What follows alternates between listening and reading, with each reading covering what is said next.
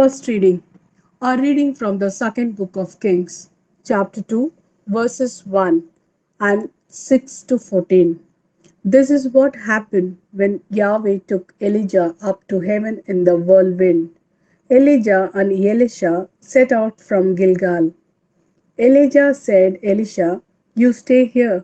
Yahweh is only sending me to the Jordan. But he replied, as Yahweh lives, and as you yourself live, I will not leave you. And they went on together. 50 of the brotherhood of prophets followed them, halting some distance away as the two of them stood beside the Jordan. Elijah took his cloak, rolled it up, and struck the water, and the water divided to left and right, and the two of them crossed over dry shod. When they had crossed, Elijah said to Elisha, make your request, what can I do for you, before I am snatched away from you? Elisha answered, let me inherit a double share of your spirit. Your request is difficult, Elijah said. If you see me while I am being snatched away from you, it will be as you ask. If not, it will not be so. Now, as they walked on, talking as they went, a chariot of fire appeared, and horses of fire coming between the two of them, and Elijah went up to heaven in the whirlwind. Elisha saw it and shouted, my father, chariot of Israel and its chargers. Then he lost sight of him, and taking hold of his old clothes, he tore them in half. He picked up Elijah's cloak which had fallen, and went back and stood on the bank of the Jordan. He took Elijah's cloak and struck the water.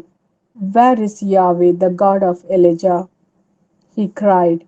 As he struck the water, it divided to right and left, and Elisha crossed over.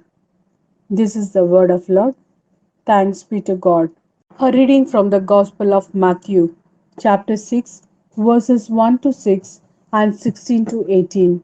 Be careful not to parade your uprightness in public to attract attention. Otherwise, you will lose all reward from your Father in heaven. So, when you give alms, do not have it trumpeted before you. This is what the hypocrites do in the synagogues and in the streets to win human admiration. In truth, I tell you, they have had their reward.